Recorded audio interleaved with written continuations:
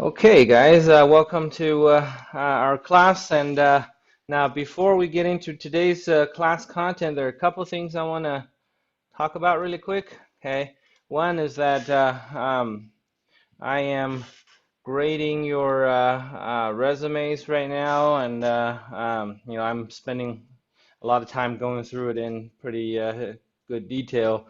Just a couple things. I'm not completely done, but a couple things that I've seen so far I want to address. One is that you know, I can see that some of you put in a lot of effort and you definitely have a good resume to start with.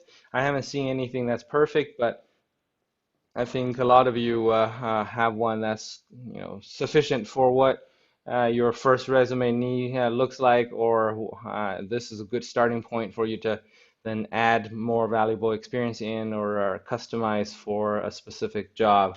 But then some of you, I can just tell, just whipped something together for this assignment. So I gave you some honest, probably even brutal feeling feedback, but it's for your own good. Okay. Like I said, not everybody's is graded because I go through in a lot of detail. It takes me a long time to do each one. Um, but when you get it back, don't just look at the score. Please read the comments I put in there. Okay.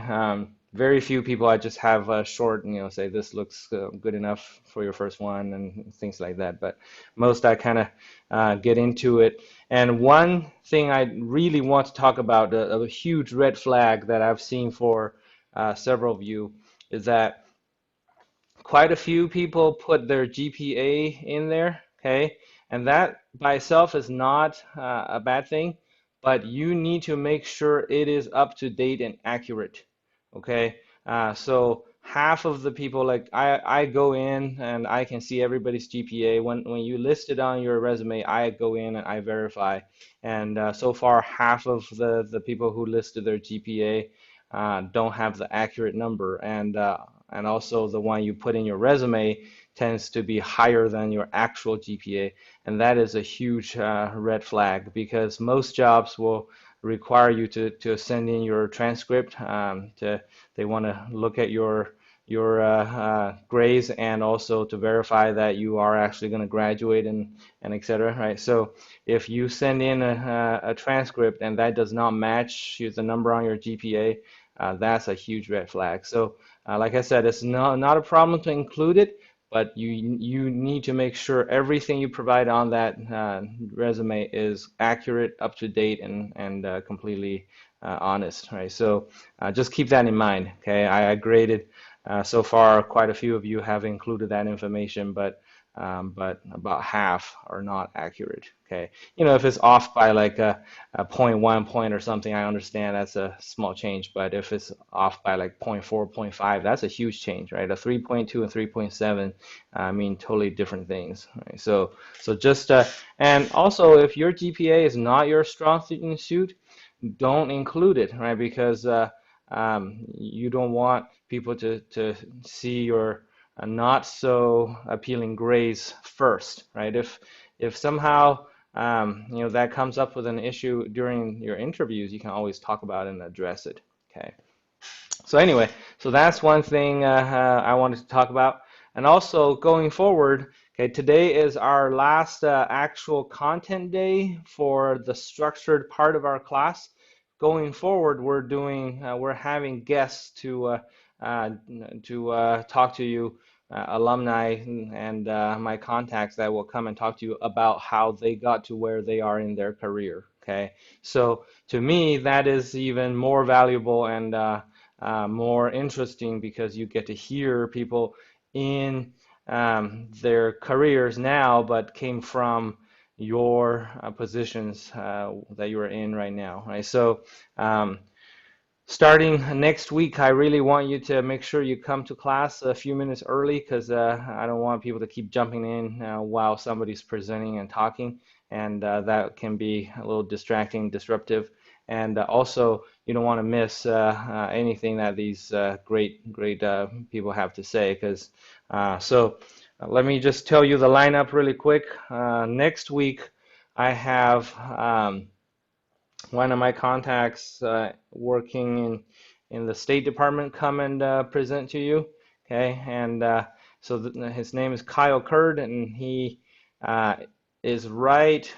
He's just about to be sent to China to be one of our top diplomats there.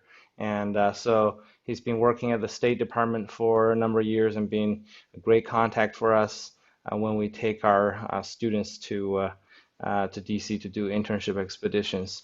And I chose him. So he actually graduated from BYU, not BYU Idaho, but I chose him because not too many of our graduates that I know are working in the government and have been there in not long enough for them to share valuable uh, information with you guys. So, but he is a great resource for you to talk to because he graduated in Econ and started in the Bureau of Labor Statistics first, and then transferred to the State Department, and then started in different areas, and now he's finally gotten into foreign services and becoming a diplomat for the country. Okay, so he's got a rich background for you to tap into if you're interested in anything government related. Now, July 3rd, the week after that, is a holiday, okay? And usually we have, four presenters for the semester because Friday usually is not a holiday no matter what, but this semester is a little unique, so we do have a holiday on Friday. So we can't have anybody Zoom in and talk to us. What I'm going to do is I probably will post another alumnus information, and then ask you guys to read about it. And if you are interested in spending the time to read about it and write a similar report than what you're required to do when there's a live presentation, I will use that as a bonus assignment. And then if you miss anything before, I can replace a grade or just add to your grade so far. So that's up to you if you just want to just take that time off, and it won't take long to read and write something up, but you don't have to write it up. But if you have missed something, I strongly suggest you do that. Okay, I'll post a file on LinkedIn about another alumnus we have that's in Econ, and I'm thinking about posting one that's a professor at Montana State right now. So for those of you who are interested in grad school and PhD in economics, that would be something good to learn from. And then the last 2 weeks are going to be two of our own alumni from financial econ from BYU Idaho. Okay, one is working at Bloomberg, and the other one is just starting a position at 3M as one of their financial analysts. So that's the lineup. Like I said, for the next 3 weeks that we will meet in class, please come on time, pay attention, ask good questions when it's time for you to ask questions, okay? And because these are really good contacts we have, and valuable resources that you can have to learn about how to prepare for your career, how they got there, and what tips they might have for you. And also, after class, I expect you to send them a personal thank you note and an invitation on LinkedIn to add them into your networks. Okay. All right. So that's what's coming ahead. Any questions or comments or concerns so far? Okay. If not, then let's talk about internships today. Okay. Internships. Now, first of all, just some resources I want you to know. Okay. The internship coordinator for Econ and financial econ is brother Ron Nate. So if you don't know him, get to know him. And because when you do an internship, we generally will award you credits for it. But to do so, you have to satisfy some criteria. And brother Nate is the one to talk to about if your internship will actually suffice to earn some credits for you. Okay. So for ag biz, I don't remember if we have any ag biz majors in here, but if for ag biz, it's brother Jeremy Slade. He is the internship coordinator for all the ag related fields, and Both have served in this capacity for years, and they're very knowledgeable, and they have a lot of contacts. So if you're having a hard time finding an internship, they might be good to talk to about how to approach that as well. Okay, so um, that's one. And the second thing related to internship is that once we resume being on campus and travel becomes available again, I mentioned this before, we run programs called internship expeditions. Okay, so some of you might be familiar with it. I know, at least Tyler in this class has been on two with me, and the rest of you, okay, if you haven't been on one, pay attention to this. So what it is that we take you to usually one city and occasionally two, and we will hit as many employers as we can to visit different companies, government agencies, or nonprofit organizations that hire our students, econ, financial econ, or when ag does theirs, it's all about ag-related positions.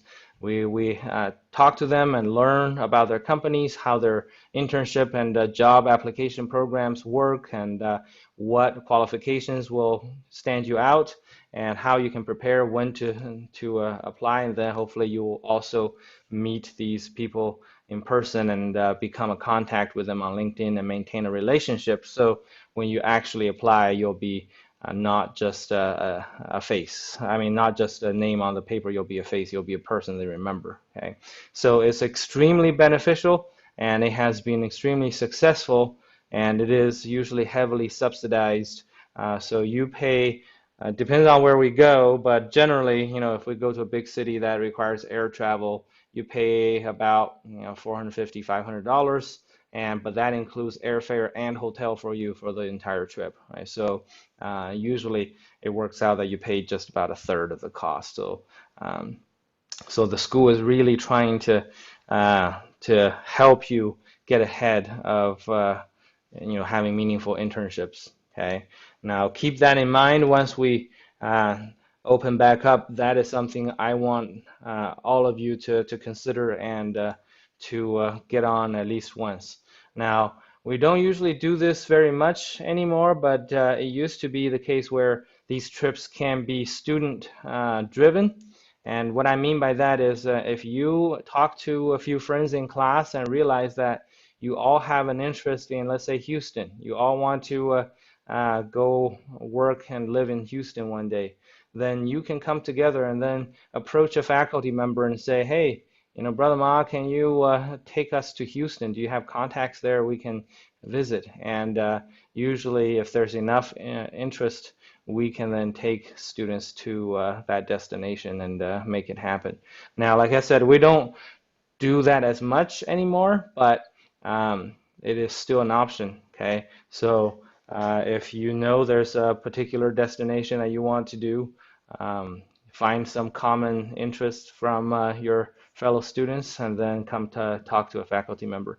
The regular trips we run in the econ department. So for financial econ, they tend to go to Boise and Salt Lake regularly, okay, because we send a lot of our graduates to those two cities, um, and they visit a bunch of places like Goldman Sachs and University of Utah for their master's program, because a lot of our kids do that. And then also on top of that, farther away, we do Washington, D.C. every year. In fact, this year, the trip to Washington, D.C. got canceled less than 24 hours before it was supposed to happen. So it was a big heartbreaker for everybody. And but it's for your safety.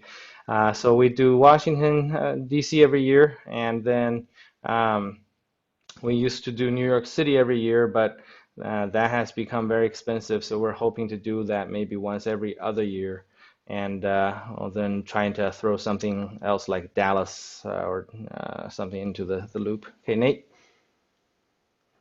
When do you do the Washington, D.C. trip? Like what time of year? That usually happens in March.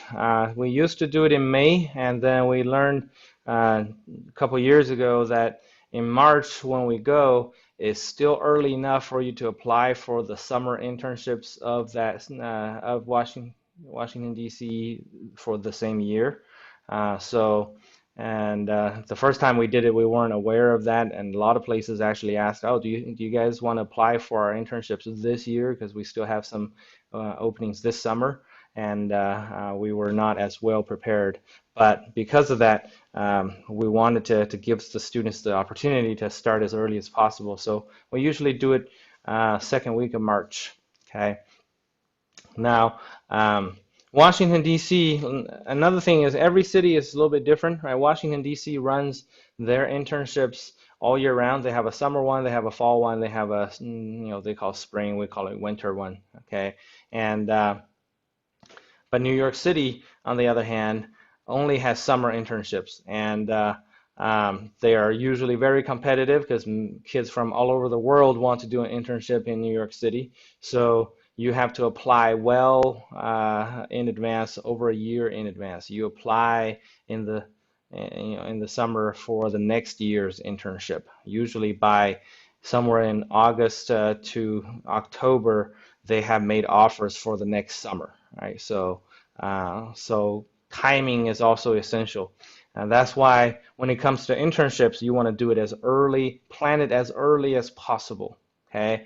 And don't think somehow if you are just a freshman or sophomore, you cannot have meaningful internships. That's totally false. You can always learn something from an internship, okay? So don't wait till your junior year or senior year to start looking because by then it'll be too late. Another thing that, next week Kyle probably will talk about is for some government agencies, right? Same thing, because your internships will require some kind of background check or even a level of security clearance. It takes 9 months to a year to go through that process. So you have to um, apply well in advance and plan well in advance. So don't procrastinate, right? The thing I don't want to see you do is to finish all of your classes and then do an internship because you have to graduate, right? That's not the way to do it. Now, the only time I would be okay with that is because if you are going to grad school, you're not going to try to find a job at all, and you already got into grad school, then I might be okay with you doing that. But even then, I think you're missing an opportunity of learning valuable experience. Okay. So anyway, so that's just the general motivation for doing internships. Okay. And actually, one more thing. One time, I can remember who one of the students asked me, what is something that you wish you knew when you were in college that you know now? And I had to think about it, but the two things I came up with was one, the importance of networking. Okay, nobody told me about that, and I had no contacts in, the U.S. as an international student, and I didn't realize how crucial and essential networking is. The second thing was just the importance of internships. Okay, I did an internship with a consulting firm in Salt Lake, but in hindsight, I could have gotten so much more out of it than because to me, at that point I knew I wanted to go to grad school. I was checking a box. So, but those are two things that I wish I had done differently, honestly. Okay. All right, now let me give you some specifics of ideas of how to succeed in your internships. Okay, so you can take notes, but these things are all going to be posted in Canvas as well. So maybe pay attention and ask questions that jump into your mind. Okay. So first of all, you got to realize that finding an internship or a job is going to take a lot of work and is not going to be a quick process. Okay, especially if you're graduating within the next year or two, given the current circumstances, internships and jobs are going to be harder to come by. You just got to realize that mentally. Unfortunately, you're going to face an upward battle that your predecessors in the last few years have not faced. Okay, and that's unfortunately just the reality challenges of life. So you got to start early, and then make sure you understand what your goals are for your internships. Okay, so what skills you have and what value you can add to an organization. So think about those things, right? What do I want to get out of my internship? Start with what industry you are interested in, okay? So think about, well, what's your dream job, and work backwards and say, okay, if my dream job is, working for the State Department, and then work backwards to see what kind of internships the State Department offers and how you get into it. Or if you say, I want to work on Wall Street, and then say, okay, well, what kind of internships do I have to get? And then which ones are better fits for me? And then write down things like, what skills do I have to help me get into the door? And what can I learn from that experience? Or what do I expect to learn from that experience, right? So write those things down. And then the next thing you want to ask yourself is, well, how do who do I talk to, or how do I find out more about these internships or jobs? Okay, do I have resources or contacts or, and networking, opportunities to learn more about these things? Okay, and then say, okay, well, then what is something I can do now to prepare for it, right? Maybe you're at a point you say, well, I gotta then, once I find out how, I gotta apply now. Or you can say, okay, now here are the skills they expect me to have going in. That means I have to take these classes first, right? So you think backwards from your ideal job or internship and work backwards to what you can do now to get ready for that, okay? Now, when it comes to internships, you got to start by having in mind a list of things that you need to be clear on, or correct expectations. Okay. First of all, you gotta consider, how many hours do they require, or can you put in, right? What is the schedule like? Because some of you say, I want to do it while I'm going to school. Like even if I do it in New York City, I want to still take classes online. Is that realistic, right? Can that be done? Or if you are thinking about a specific semester, are certain classes even offered online during that semester, right? So that's one thing. And another thing is compensation, okay? Now, different internships are totally different in compensation, okay? Nowadays, many in econ, I should say most in econ fields, related fields, will pay you for your internship. But that is not always the case, right? So many internships, especially with government ones, don't pay. And for example, I know that Kyle Kurd, the presenter for next week, has told me he did an internship for the State Department at the embassy in Argentina, and it was not paid. Okay, so he had to come up with resources to not only fly himself down there, but to live for 4 or 5 months, or maybe 6 months, I can't remember how long, and then come home. And he had to come up with those resources, but it was totally worth it, right? So you got to weigh the compensation versus the experience and contacts and connections, and that you will gain from that internship. Sometimes it's worth it to do one without pay, okay? And so that's another thing. And now, when it comes to compensation, okay, the better paid ones are always going to be more competitive, right? So the best paid ones are internships on Wall Street. There's no doubt about it. And this, I haven't checked up on this lately, but as of 4 or 5 years ago, those banks were paying their interns, yeah, $2,000, $2,500 per week. Right, so it's like 10 grand a month for internships. But then again, you are living in New York City, right? And a studio apartment in Manhattan costs you 4 or 5 grand a month. So you're not actually saving money, right? And but then again, also those internships require you to apply over a year in advance, and it's extremely competitive. They pick one out of several hundred, right? So most of you probably will not get that internship at all. So those are all things to consider, right? And then also think of what kind of projects you might be doing and the timelines that you face, right? So if you get an internship, then can you finish what they expect out of you within how much time you can put in, okay? And then think about the skills that are required going in and the skills you can develop during and or come out with, okay? And think about what kind of mentors you might be able to get, right? Do they just throw you into an office environment without an assigned supervisor, or will you have some kind of manager to work with, right? So those are questions to think about and ask or find out as much as you can before you get into, okay? And also, once you're in, make sure you have regular meetings with a supervisor so you can learn from them and receive guidance, okay? And also check up on the goals and the values of the organization you're interested in. Do they have a clear mission plan? And if so, what are their core values? Many firms will post that, on their website. So see if that's actually something that aligns with your personal beliefs, right? Uh, and then what are the expected outcomes from your internship? Do you expect just to gain valuable experience, or do you expect them to hire you, okay, as a result and stay there and work? Or do you want to just make solid contacts for that industry? Okay, so think about that because that can totally change your approach as well, right? For example, um, you know, many firms will hire interns early on in college and just train them to gain some knowledge and skills. And then if you do well, they'll hire you back as an intern all the way until you graduate, and then they can give you a job offer.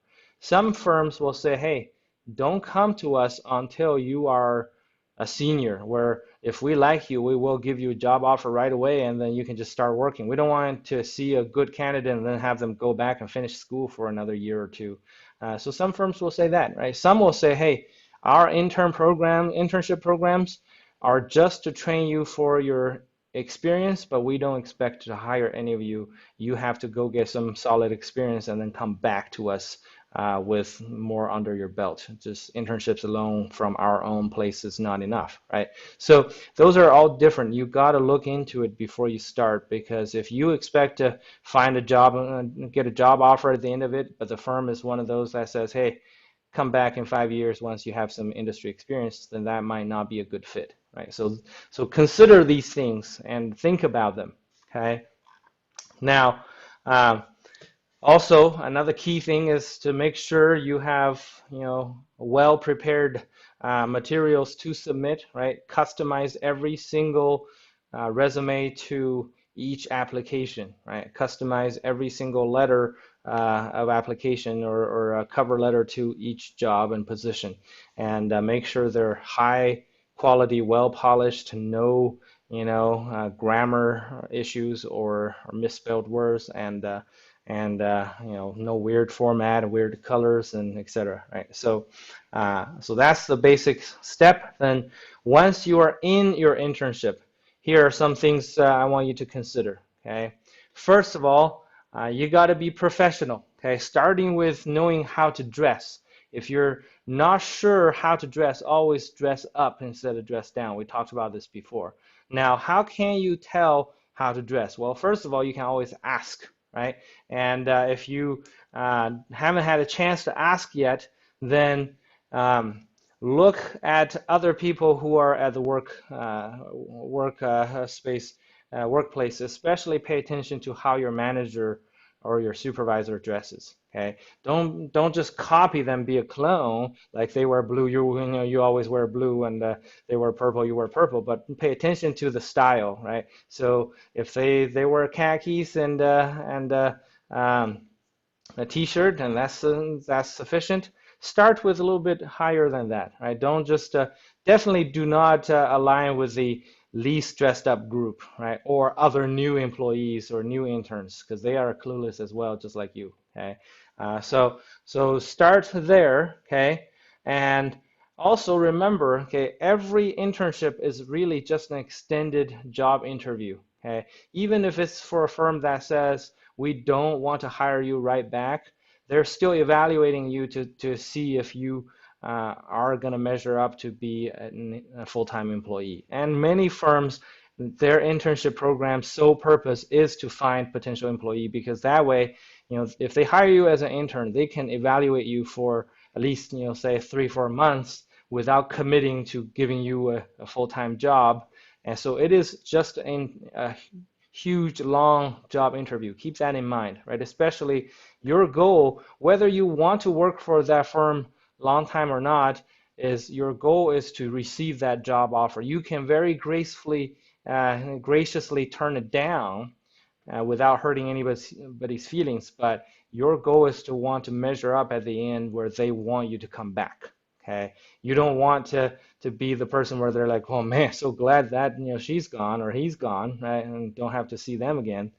Don't be like that, right? Because internships will open doors. Even if you don't get a job there, you're gonna make contacts and people will be talking about you. You don't want people to say, oh man, that Martin Ma guy, right? Oh, you don't want to hire him, right? Terrible work ethic and didn't get a thing done and couldn't get along with people, whatever, right? So you don't want to have that kind of impression left with anybody. Okay. Now, another basic principle to keep in mind is that you got to be flexible and you got to be humble. Okay, it's not all about you, and you definitely don't know everything, right? In fact, in their eyes, you probably know very little. For a company, to train you to become productive for them, it takes 2 to 3 years usually. Okay, before you know how the company works, how to manage their projects, timelines, and etc., and how to be really productive. So, especially if they're paying you, just remember, you are not there to make decisions or to guide people how to do their job. Now, you're there to learn. Now, that being said, okay, um, you got to be open to change and suggestions, be teachable, but in the same time, if you have something valuable to add, be confident but not arrogant, right? So share your opinion and your thoughts, but if they shoot it down, don't think somehow they're not valuing your expertise, right? So I don't know how many of you know Huawei. This is the biggest telecommunication company in the world, and the U.S. Government is having a fight with this Chinese company. But the owner of Huawei shared an experience from years ago where they hired a graduate from Beijing University, which is the Harvard of China, and this guy comes in, and I think it's even a doctorate graduate. So this guy comes in and just feels so pumped about everything, and he looked at this company and wrote this long, detailed letter directly to the owner and telling him how to run this company better. And as a result, he got fired right away. Right? This owner said, "Look, okay, you got to know your place. You just came in. You don't really know how this company functions and what is going on yet, and yet you already think you can tell me how to change things. I'm not discredit his expertise, but this guy does not know what his place is, and he didn't bother to spend time to learn how things actually worked before giving me his own opinion. I don't need that, right? I'm here to make the decision, and if you want to counsel me, you gotta gain valuable experience in the industry in my company, and then once you know what's going on, I will consider your inputs. But if you're just fresh into my company, you're already writing me and skipping all your supervisors, tell me how to direct the company into the future, then you're not the kind of employee I want. So just keep a balance between confidence and humility. Okay, be teachable. Another example I can share with you is, we have a good contact in Dallas working for McKinsey, which is the one of the biggest consulting firms in the world, right? And this guy is a BYU Idaho grad, and he's a manager now, has his own team. And he was telling us, he's like, McKinsey, I don't make the decisions of hiring interns. That's above me because they have their own system hiring hundreds of interns a year, and they have their own target schools. But he said, I would love to hire more BYU and BYU Idaho kids because they're teachable. And he said, I just got this new member on my team that's a Harvard graduate. And he said, I really don't like some of these Harvard people because they don't ask questions. when they don't know, they feel like they have to pretend that they know just because they graduated from Harvard. And he said, this girl I just hired, I gave her an assignment, and it took her 2 days, and when I checked her up on her, and I realized she didn't know how to do it, but she did not say anything. She was just trying to figure it out on her own. He's like, I'm so tired of this. I'd rather teach you quickly and have you move on and do things instead of pretending you're working and not producing any results and wasting my time this whole time, right? So he said, I would love to have a BYU Idaho kid that knows what they're doing, but also in the same time that are willing to say, you know what, hey, I actually haven't done this before. Can you teach me quickly? And I'd rather have that, right? So it's okay to ask questions. Nobody expects you to know everything, right? Nobody expects an intern coming in will just be this expert and then they give you something and you can just run with it and come back with high quality work, right? So sometimes they might just give you something to see if you will ask questions and if you will be humble enough to be vulnerable and be teachable, right? So keep that in mind, right? Um, Okay. Also, okay, be proactive, right? This goes back to what Elder Bednar used to teach all the time, act instead of being acted upon. What I mean by that is you need to take initiatives, okay? Extra projects and opportunities to learn won't necessarily just be thrown at you, okay? And you might be just given some very basic functions, and you might be able to finish that fairly easily and quickly, but then that doesn't mean you can just sit back and pick your nose and check your phone and feel happy that they're paying you for not doing much. You're not there for that pay. Trust me, the internship pay, even if for the Wall Street banks where they pay you 10 grand a month compared to the real opportunities that lie ahead of you, that's nothing, right? If you're satisfied at that level of pay, then you don't deserve working in that company or that industry, right? So you will have a lot more success with extra projects if you can find them, right? So if you find yourself kind of just sitting around and not having enough to do, approach a coworker or a supervisor and just say, hey, I would love to learn from you about this. Like, what are you currently working on? Now, be professional, be polite, don't be intrusive and asking things that you're not supposed to, but learn from them. Say, actually, I'm interested in this and that. Do you have anything I can work on to help you with? Or if you have heard about a specific project and say, I heard you're working on this, could you teach me more about that? Because I know Excel really well, or I know, Python fairly well. Can I offer some help on that project, right? So be proactive and find more opportunities. That way, not only you will gain valuable experience, but you will stand out among all the interns. Okay, uh, but in the meantime, though, um, okay, focus on your realize that you're not there to finish things fast. Okay, definitely focus on the initial assignments you have been given first. Your job is not to finish it as fast as possible. Your job is to finish it within the timeline you're given with high quality. Okay, so don't just say, oh, I want to put this together really fast so I can move on to asking for extra projects to impress them. Don't do that either, right? Do the job you're given first and do it well. And then, if you have extra time, ask for extra responsibilities and learn from them.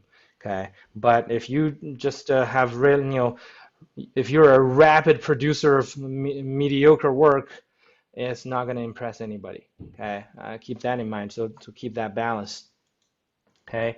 And um, remember, it is your responsibility to make sure you leave your internship with a list of tangible accomplishments and increased skills.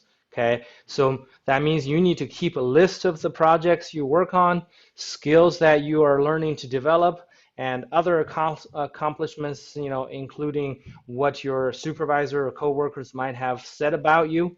Okay, keep a record of that because that will uh, build your resume and allow you to have a lot more to share in future job interviews. Okay, actual things to talk about. Okay, so record keeping, that's always extremely important. Okay, now Also, next topic is about working hard and working well. Okay, first of all, uh, you got to have a strong work ethic. This is something I think, unfortunately, a lot of people are lacking. Okay, a lot of people like to scrape by and find the road of the least resistance in anything that they deal with. Okay, and if you're one of those people, you really gotta take a hard look and reevaluate your own life and your future plans. Right? Is your future plan is to scrape by in life and do the minimum you can to get enough, to live off of, and then be done with this life that way, or do you actually want to accomplish something and leave your mark and make a difference, right? If your goal is this high and your work ethic is this low, then you got to make up the difference. Otherwise, you'll never get there. Okay.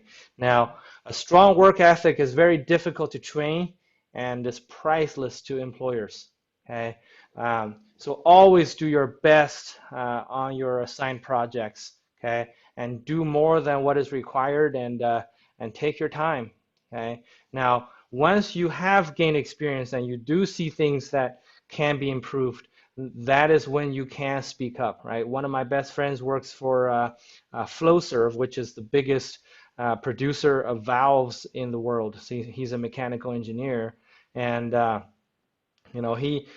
he served a mission Chinese speaking. So after he got this job, actually the reason he got this job was because of his Chinese. When he applied and got hired, they said 350 people applied for this position. You're the only one that speaks Mandarin Chinese, and we have plants in China, so that's why we hired you.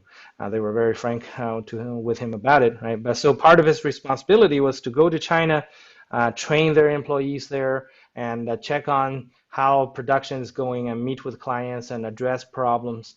So after he had worked in that company for a few years, and he wrote this report that was not required of him. He came back from a trip to China, and then he wrote up this 20-page report detailing things that he saw and he believed could be changed or improved to better their company in China. And the next thing he got a phone call from the executive vice president in Texas. So he works in Utah.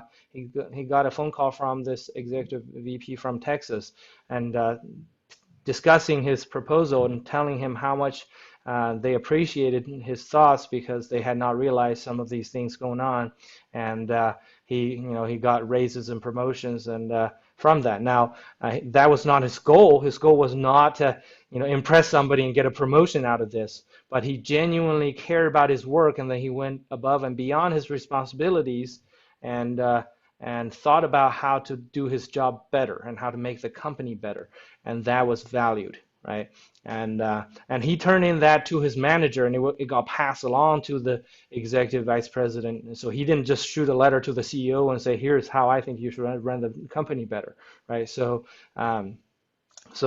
if you work hard and do more than you're asked and you do it well, you're going to be noticed and you're going to rise quickly, right? And you'll be compensated not only financially but with recognition and more responsibilities, right? So you can grow. Um, so your internship, okay, can be such an experience. Now you probably won't get a promotion, but you are likely to get a job offer, right? We've sent out so many interns, especially from the internship expeditions. Usually we have a pretty good success rate of placing students from those trips, and a lot of times, they're into the internship for a couple months before they even finish. They already get a job offer to come back, right? So, but you got to be willing to demonstrate you have that strong work ethic, okay? And also have a good attitude. That's also very important, right? Be positive about your work. If people sense that you don't like being at work, then it's very likely they will not ask you to come back and work for them, right? If you just act like you're annoyed there and you don't enjoy yourself and you're miserable, guess what? People sense that and they're feeling miserable to have you around, and they're not gonna invite you back. Okay, um, and also be helpful when you are in an internship. On top of learning skills, the most important thing you can do is to build your network and create lasting relationships. But relationships are two-way streets. Okay, you cannot just ask for help and ask for help and ask to be taught and ask for things from people. You got to be helpful. You got to offer what you can do. Now, you might not be able to offer too much yet as an intern, but find ways to offer your time, offer your limited skills, offer whatever you can to help others. And that is going to be much more pleasurable and useful for people to feel like they're getting out of the relationship with you. Okay, so yes, you're an intern, but the fact that they hired you means they expect you to be able to do something to help. So find out what you can contribute more and go out of your way to help your coworkers, your supervisors, and offer yourself up. Okay, and stay busy. Okay, when you're on the clock, whether you're paid or not, you're expected to be working. Okay, so find a way to keep yourself busy with work that is relevant to your position. Okay, and then if that's not enough, ask for work to do, and if nobody is available to ask, then find something on your own to do, even if it means to just clean and organize. Okay, so don't just sit around and have people walk by and see you just on your phone texting away or doing TikTok videos and dancing in the closet or whatever, right? That's not gonna fly well. Okay, so uh, the key is to contribute to the organization in whatever way possible and demonstrate that you're a valuable asset and you care about your work. Okay, so stay busy and find something to do. Okay. Now, when it comes to relationships, let's talk a little bit more about that. Okay. First of all, you're there to build bridges, so don't burn them. Okay. Um, the people who meet you during your internship, uh, and including other interns, okay, will be a great benefit. Just like right now, I always tell my students, build relationships with your classmates, because don't think somehow they're just a fellow student that's not worth much. Okay, they will become your future contacts in industries, in different positions, and maybe one day one of them will become your boss and give you a job when you're struggling to find something. Or maybe one day they will become a valuable employee that you have been looking for so long you cannot, for a position you just couldn't fill, right? So your fellow students now and your fellow interns and everybody else on your internship is a great future contact or a great current contact you need to maintain, right? So especially if you want to work for this company in the future, right? All these people are, like I said, giving you a job interview for 3 months, so you gotta be, on your best behavior always, okay? And even if you don't plan to work for this company, don't be mistaken in thinking somehow the relationships won't be valuable to you, okay? Networking and relationships are always an integral part of the business world. Okay, your supervisor and coworkers will talk about you to other people, and very possibly to their contacts in other companies.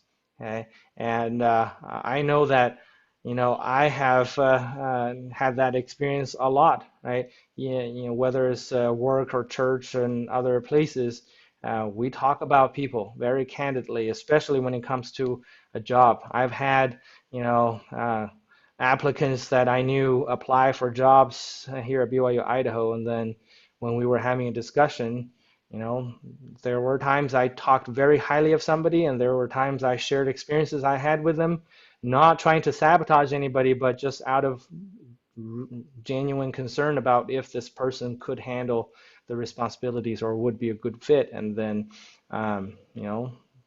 when I share concerns or other people share concerns, oftentimes the conclusion is, wow, if you personally know this and this has happened before, then we don't want to take a risk of bringing this person onto our team, right? So uh, don't ever think you can, yeah, just because you don't want to work for this company, you can just to not treat people right or not treat your job responsibilities right, because that's how you build a reputation. Okay. Okay. All right, and then, okay, the next thing about building relationships is you got to start talking, okay? Take advantage of the time you have to work side by side with professionals, because you have not had that opportunity before in your life, okay, ask questions about their work, about the industry, okay, conduct your informational interviews and ask for advice. I know that most of you have done two already. That's not going to be the only informational interviews you're going to need. That's there to teach you how to do them, right? Now, hopefully, you'll move on and do tons more, as many as you can get, okay? Find ways that you can help others, like we said, okay? Networking is not just about finding a job, it's about building mutually beneficial relationships. Remember that, right? So you don't start a relationship with the goal of asking for a job or for help one day. You're building a relationship so that it's a genuine, mutually beneficial relationship. Okay, so if you want others to help you, you got to be willing to offer help to others. Okay, and then finally, the last thing you got to remember is to say thank you. Okay, not only on a day-to-day basis, but send a thank you card to your supervisor and all others that you worked with at the company if you deem that appropriate after your internship. Okay, thank them specifically. Don't just say thank you for a wonderful internship and be done. Okay, write a personal note to each person and share with them what experience you learned. Okay, and what skills you gained. Explain why that benefited you, and also share your plan of what you're going to do next. Okay, make it personal and make them feel truly valued and appreciated after having helped you. And this will not only show your gratitude, but it's one way to continue to build relationships and help you stand out among all your fellow interns. Okay, so one thing that this is something I had to learn from some of my very, very, good friends, because that's something I noticed, that those friends that are very genuinely good at building relationships always send a thank you card. And at a minimum, if they can't somehow, send you a card with handwriting, I mean, a handwritten message, they would send a email or call you and afterwards and thank you again for even the smallest thing that I didn't really think that mattered. Okay, so I've tried to learn that, and it definitely helps a lot with building and maintaining relationships. Okay, so anyway, these are the things I want you to remember, consider, and implement. Okay, again, these are things that you're doing for you. Okay, uh, please remember that and keep that attitude correct, right? Because from your assignments you turn in, I can tell that some of you are doing this for me, right? For just to check the box and to say, you did this and got some points and moved on. This class is supposed to prepare you and help you launch onto a higher trajectory with your career.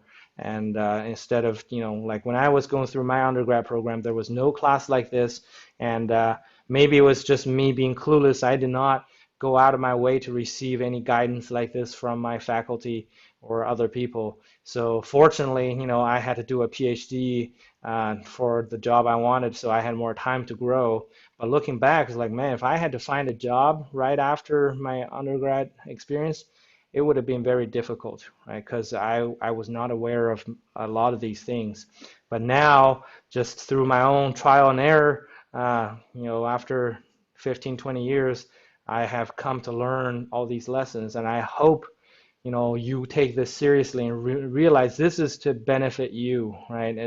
Please don't do this for me, because I honestly don't care, whether you put in effort into maintaining your relationship or not. I mean, I care the fact that I want you to succeed, but it's not going to affect me in any personal way, right? So don't do it for me. These are all things that hopefully you can take into heart to benefit your own future careers, especially, like I said, now that you're facing a more difficult battle in finding internships and career opportunities because of the economy. Okay, these things will matter even more. Okay. All right. One last thing I want to mention is that if you can do more than one internship, do it. Okay. If you can do one every summer break or whichever semester you're off, that would be even better because you can never have too many internships, even if you're planning on going to grad school. Okay, because these internships will give you rich experience in learning how businesses work and how to work with people, how to maintain relationships. And after graduate school, you still need a job, right? So it never hurts to do more internships, even if you can do it for no credits. Okay, even if somehow Brother Nate tells you, nah, I don't think this internship is rigorous enough yet that we can offer you, credits for it. Do it anyway. Don't just say, oh man, if I can't get anything, like credits out of it, I'm not gonna bother. Okay?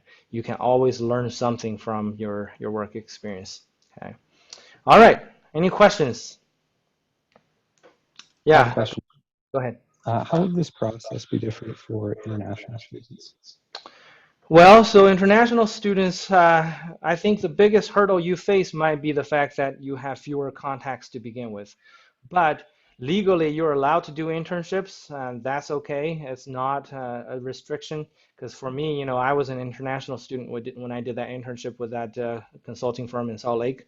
So everything else is really the same. You can build your network through your friends and fellow classmates and your alumni network.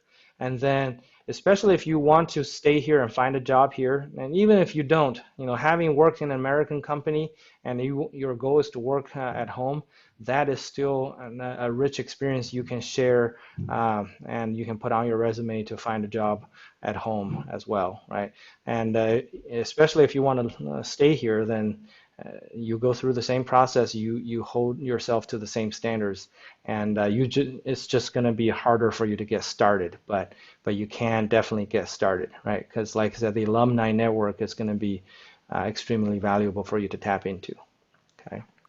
Thanks. Yep. Brother Ma, I had a question. Yeah. So I was looking into modules and I didn't see any like assignment due, so I was just making sure there was nothing due today. I don't think there's anything for internships. Yeah. Um, Yep. But Okay. starting next week, though, just one thing, when we do the alumni presentations, the report you write is due for the same night, okay? Because it only takes maybe 20 minutes to whip it up. So keep that in mind. You're not going to have a whole week to do it because we're going to have one every week. And if you turn it in a week later, then, you'll be turning in things after the semester is over. So, there's a format I have online about what to do there. Just remember, starting next Friday, you're going to have that report due the same day instead of having a week to do it. Okay. All right. Any other questions related to what we're talking about today? Okay. Again, I hope you learned something and, you know, write things down that you've learned and really try to start implementing these in your lives, and you'll become a lot more successful than you otherwise would. And I can promise you that. And, this is the end of Brother, today, then. I will see you guys next Friday. brother, I have a question.